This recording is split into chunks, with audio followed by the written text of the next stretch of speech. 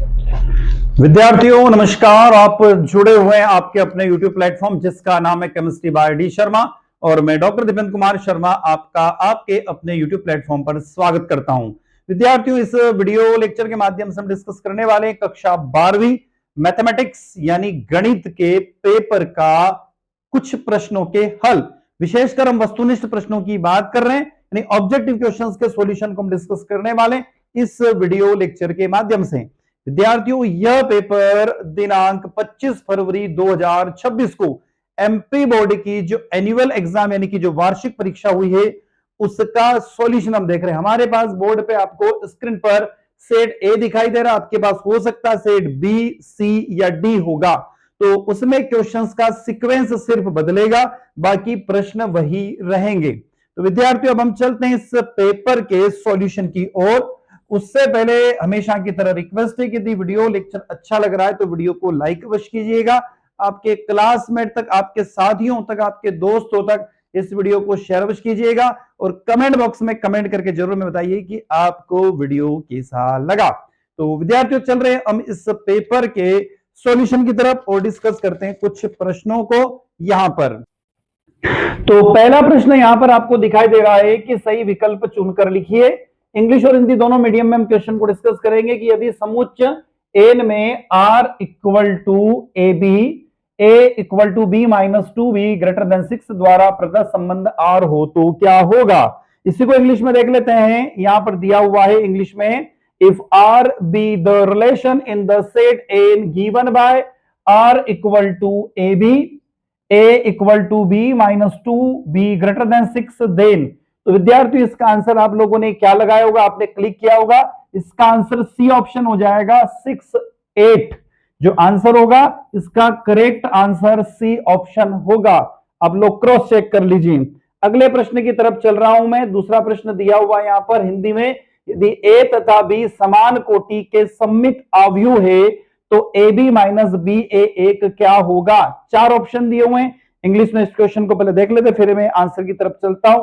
If A and B are the symmetric matrix of same order, then AB minus BA is। तो इसका answer हो जाएगा skew symmetry matrix. क्या हो जाएगा विद्यार्थियों, स्क्यू सिमेट्रिक मैट्रिक्स, इसका आंसर हो जाएगा ए ऑप्शन करेक्ट हो जाएगा। हिंदी में यदि आप देखें तो यहां पर लिखा हुआ है विषम सममित अवयव हो जाएगा, ए ऑप्शन करेक्ट हो जाएगा। तीसरा प्रश्न है, 4 कोटि वाले किसी अवकल समीकरण के व्यापक हल में उपस्थित स्वेच्छ अचरों की संख्या कितनी होगी। यह प्रश्न है, तो इसका करेक्ट आंसर 4 हो जाएगा, 4 डी ऑप्शन होगा इसका। तो यहां पर दिया the number of arbitrary constants in the general solution of differential equation of fourth order are. तो विद्यार्थियों, करेक्ट आंसर इसका 4 हो जाएगा, डी ऑप्शन इसका करेक्ट हो जाएगा। अगले प्रश्न की तरफ हम लोग चल रहे हैं। नेक्स्ट क्वेश्चन यहां पर दिया हुआ है, प्रश्न क्रमांक 4 चौथा, और चौथे प्रश्न में एक क्वेश्चन दिया हुआ है उसको देखते हैं। तो विद्यार्थियों, चौथा प्रश्न दिया हुआ है साइन इनवर्स ब्रैकेट में दिया हुआ 1/√2 का मुख्य मान क्या होगा। तो यहां पर दिया हुआ है इंग्लिश में, इसी क्वेश्चन को देखें तो the principal value of sine inverse 1/√2। तो इस चौथे प्रश्न का आंसर आप लोगों ने क्या टिक किया होगा उसको हम लोग देख लेते हैं। इसका आंसर होगा π/4। ध्यान रखना, π/4 इसका आंसर हो जाएगा। अगले प्रश्न की तरफ ले चल रहा हूं आपको मैं। नेक्स्ट क्वेश्चन में की तरफ ले चल रहा हूं। पांचवा, यदि ए कोटि के 2 व्युत्क्रमणीय अवयव हो तो एक यहां पर इक्वेशन दी हुई है, उसके बेसिस पर बात करते हैं। तो यहां पर देखिए, if A is in variables matrix of order 2 then. तो पांचवें प्रश्न का करेक्ट आंसर आपका बी ऑप्शन हो जाएगा। क्या हो जाएगा विद्यार्थियों, बी ऑप्शन आपका करेक्ट हो जाएगा। बी वाला आंसर आप लोगों ने लगाया होगा इसके अंदर। लास्ट क्वेश्चन दिया हुआ है, the value of I J into के प्लस जे आई इंटू के प्लस के जे इंटू जे। तो इसका आंसर, छठे प्रश्न का आंसर दिया आप देखोगे तो इसका आंसर 1 हो जाएगा। यहां पर बहुत सारे क्वेश्चन ऐसे हैं जो पूर्व परीक्षाओं में भी आ सकते हैं। देखो यहां पर एक लाइन लिखी हुई, किसी भी प्रश्न के अंग्रेजी और हिंदी संस्करणों के बीच विसंगति के मामले में हिंदी संस्करण को अंतिम मान्य किया जाएगा। यह भी याद रखना कि यदि कोई प्रिंटिंग मिस्टेक होती तो हिंदी में जो छपा हुआ है उसको एग्जैक्ट माना जाएगा। अगला है एक्स के सापेक्ष ई एक्स का अवकलज क्या होता है। इंग्लिश में देखिए, the derivative of e x with respect to x is, तो इसका मान क्या होगा ये पूछा, उसका डेरिवेशन पूछा है, तो इसका आंसर हो जाएगा ई की पावर एक्स हो जाएगा। ओनली ई की पावर एक्स आप लोगों ने लिख दिया होगा। दूसरे प्रश्न की तरफ चलते हैं। दूसरा प्रश्न है समीकरण ए एक्स इक्वल टू बी का अद्वितीय हल x इक्वल टू क्या होगा, तो x इक्वल टू यहां पर हो जाएगा a की पावर माइनस बी द्वारा दिया जाता है, जहां a नॉट इक्वल टू 0 होगा, तो a की पावर माइनस बी हो जाएगा। इंग्लिश में देख लेते हैं, unique solution of equation a x equal to b is given by x, तो इसका आंसर हो जाएगा यहां पर a की पावर माइनस बी हो जाएगा, a की पावर माइनस बी हो जाएगा। तीसरा, the degree of differential equation, ये डिफरेंशियल इक्वेशन दिया हुआ, इसका मान यहां पर 1 होगा, ध्यान रखना क्या हो जाएगा, 1 हो जाएगा। इसी को हम हिंदी में देख लेते हैं, अवकल समीकरण जो दी हुई है उसको यदि आप सॉल्यूशन देखेंगे तो उसका आंसर आपका क्या आएगा, 1 आंसर इसका हो जाएगा। अगले प्रश्न की तरफ चलते हैं, f x equal to x square द्वारा प्रदत्त फलन में क्या मान होगा, तो इसका मान 0 होगा। आप लोगों ने इसको शून्य लिखा होगा, क्या लिखा होगा, शून्य, तो यहां पर लिखा हो minimum value of the function F is, तो इसका आंसर क्या हो जाएगा, 0, ZERO, या फिर 0 भी लिख सकते हो आप इसका आंसर।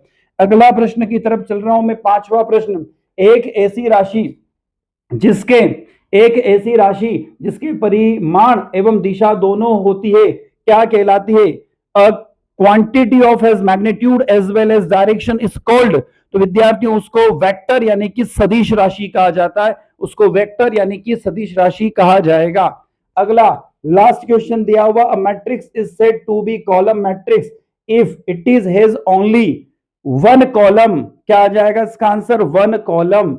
एक स्तंभ जिसे बोलते हैं, एक आव्यूह स्तंभ आव्यूह कहलाता है यदि उसमें केवल एक स्तंभ होता है। तो ये आपके फिलिंग द ब्लैंक्स हो गए। अब हम आ गए यहां पर मैच द कॉलम के पास, सही जोड़ी बनाइए के पास आ गए हम लोग, है ना, तो मैच द कॉलम में आ जाते हैं हम लोग, मैच द करेक्ट पेयर। ये थोड़ा सा इसको मैं ऐसा कर रहा हूं ताकि पूरे एक बोर्ड में कवर हो जाए। आई होप आप लोगों को थोड़ा सा क्लियर विजिबल होगा। देख लेते हैं इस क्वेश्चन को, मैच द कॉलम के पास आ गया हूं मैं, मैच द कॉलम के पास आ गया हूं मैं, ठीक है, अब आपको क्लियर विजिबल होगा, है ना।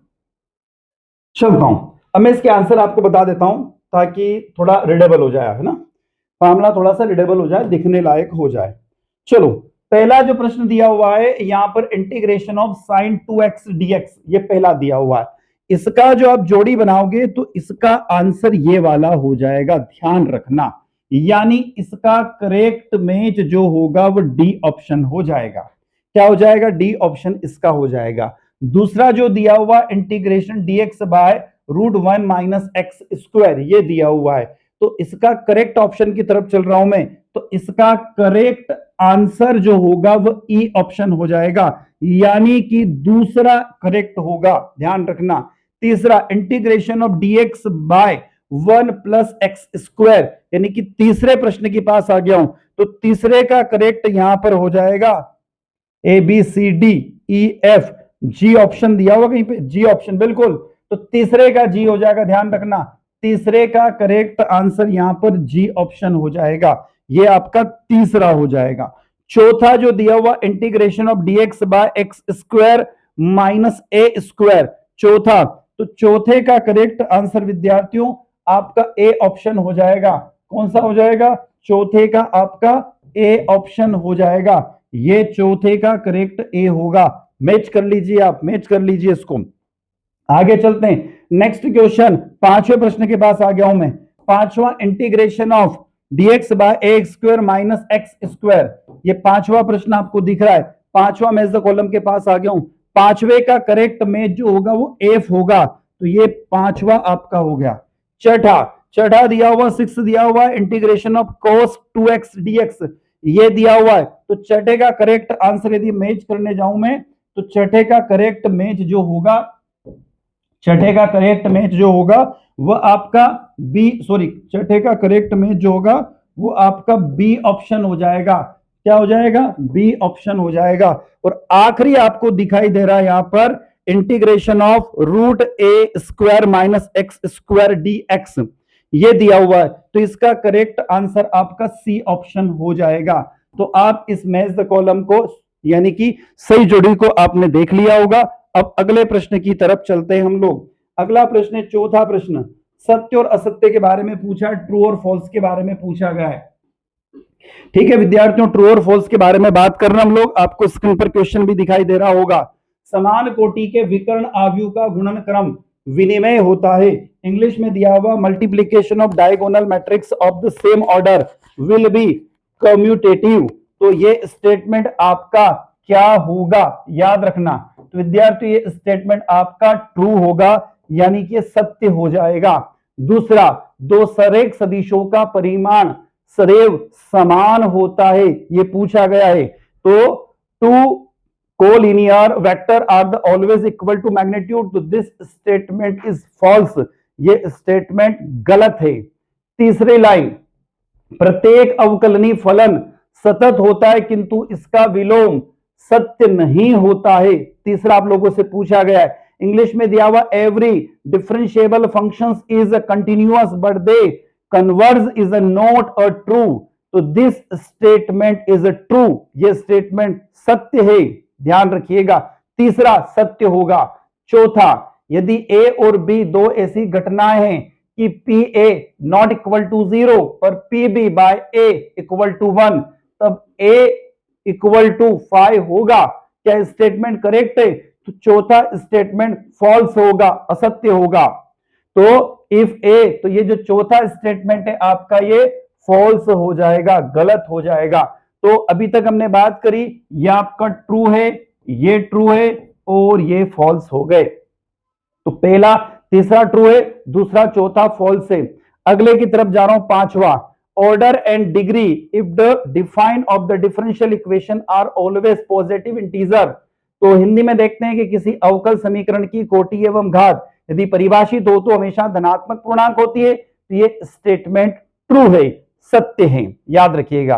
तीसरा आखिरी छठा जो दिया हुआ है, ये स्टेटमेंट भी सत्य है, ट्रू है, तो छठा स्टेटमेंट भी आपका ट्रू हो जाएगा, ध्यान रखिएगा। अब आ जाते हैं प्रत्येक शब्द या एक वाक्य में उत्तर लिखिए, ठीक है ना। वन वर्ड के पास आ गया हूं मैं, वन वर्ड की बात कर रहा हूं मैं। वन वर्ड में क्वेश्चन दिया हुआ है यहां पर, साइन की पावर -1 एक्स की मुख्य शाखा परिसर लिखिए। Write the principal value of ब्राज्ड रेन ऑफ साइन की पावर -1 एक्स, यानी साइन, तो इसका आंसर विद्यार्थी होगा -π/2 और π/2 हो जाएगा। क्या ये आंसर आप लोगों ने लिखा है क्या? यदि ये लिखा है तो ये आंसर आपका करेक्ट होगा, एग्जैक्ट होगा, सत्य होगा। दूसरा क्वेश्चन, दूसरा दिया हुआ तुल्यता संबंध की परिभाषा लिखिए। तो इसको बोलते हैं एक संबंध। तुल्यता संबंध क्या होता है? तो एक संबंध जो स्वतुल्य हो, सम्मित हो और संक्रामक हो। ध्यान रखना, क्या है? स्वतुल्य हो, सम्मित हो और संक्रामक हो। इंग्लिश में भी इसको बोले डिफाइंड इक्विवेलेंस रिलेशन, तो a relation that is a reflexive, symmetric and transitive. ध्यान रखिएगा, क्या क्या है यहां पर, रिफ्लेक्स हो जाएगा, सिमेट्रिक हो जाएगा और ट्रांजिस्टिव हो जाएगा। अगला तीसरा प्रश्न, यदि x के सभी वास्तविक मानों के लिए एक इक्वेशन दी हुई का न्यूनतम मान क्या होगा? तो ध्यान रखिएगा विद्यार्थियों, इसका लोएस्ट वैल्यू जो होगा वो 1/3 होगा। ध्यान रखिएगा 1/3 होगा।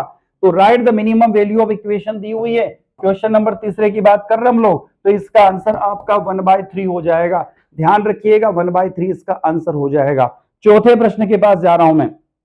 चौथे प्रश्न के पास, चौथा प्रश्न कह रहा है कि यदि dx/dy plus p1x equal to q1 के रूप वाले अवकल समीकरण का व्यापक हल लिखिए। तभी हम इसका हल लिख रहे, बता रहे हैं आपको। क्वेश्चन दिया हुआ, right the general solution of differential equation of the type दिया हुआ dx plus p1x equal to q1। चौथा प्रश्न आपको दिया हुआ और उसके बारे में लिखना है। तो चौथा आप लोगों ने जो लिखा होगा उसके बारे में बात करता हूं मैं। सबसे पहले लिखा होगा आपने x इंटू e की पावर, इंटीग्रेशन के रूप में चलेगी, ध्यान रखना, p1 dy लिखा आप लोगों ने।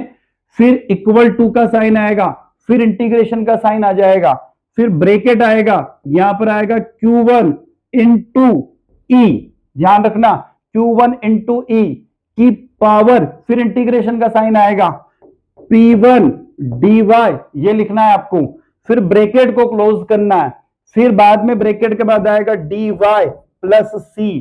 क्या आपने ऐसा कुछ लिखा है? यदि लिखा है तो ये आपका आंसर करेक्ट होगा। अगले प्रश्न की तरफ चलता हूं, मैं हटा रहा हूं इसको, नोट कर लीजिए, देख लीजिए आप लोग। अगला प्रश्न, पांचवा प्रश्न है कि यदि ई तथा एफ स्वतंत्र घटनाएं हो तब का मान लिखिए। If E and F are the independent event then write the value of. अब आपको इस पांचवें प्रश्न की बात करना है, आपको वैल्यू लिखना है, तो आपने वैल्यू लिखा होगा पी ई इंटू, ध्यान रखना, इंटू पी एफ। क्या ये आंसर आप लोगों ने लिखा है? क्या लिखा है तो ये आंसर आपका सही होगा।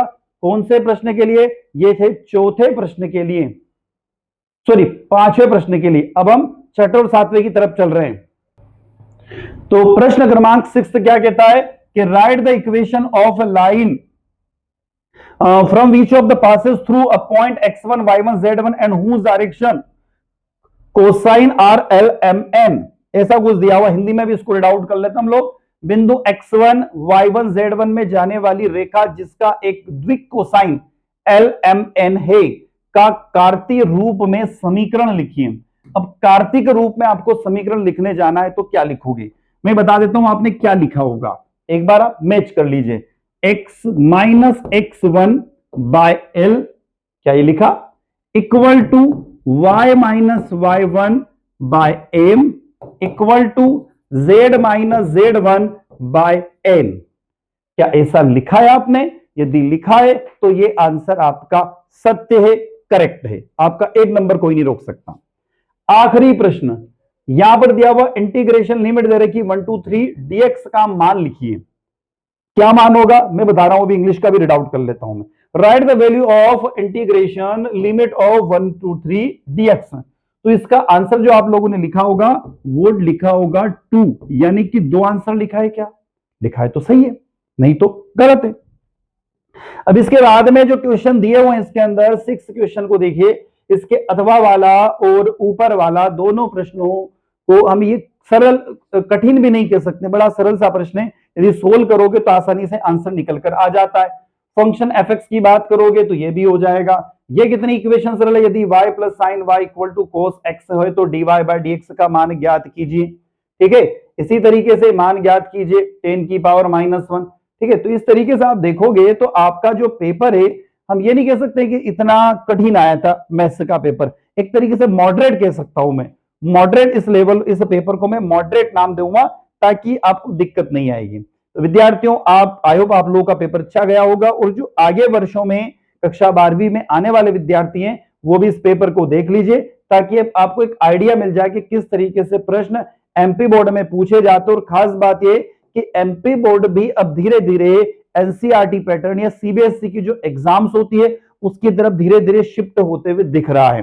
तो इन प्रश्नों को यदि आप देखोगे तो कुछ प्रश्न तो बड़े सरल से पूछे गए और कुछ प्रश्न मॉडरेट पूछे गए हैं। ठीक है, तो इस तरीके से विद्यार्थियों द्वारा जो प्रश्न पूछे गए उनके हम लोगों ने यहाँ पर आपको कुछ प्रश्नों के आंसर बताए हैं। तो विद्यार्थियों, वीडियो लेक्चर यदि अच्छा लगा है तो लाइक कीजिएगा, आपके क्लासमेट तक वीडियो को शेयर कीजिएगा, कमेंट बॉक्स में कमेंट करके जरूर बताइएगा। और कक्षा 12वीं के बाद यदि आप ग्रेजुएशन करते, बीएससी करते हैं तो आपके अपने यूट्यूब प्लेटफॉर्म पर हमेशा बने रहिएगा। यहाँ पर आपको बीएससी फर्स्ट ईयर के वीडियो लेक्चर भी अवेलेबल होते रहेंगे। विद्यार्थियों, मैं डॉक्टर दीपेंद्र कुमार शर्मा इसी के साथ आपसे विदा लेता हूँ। नए वीडियो लेक्चर के साथ पुनः आपसे मुलाकात होगी।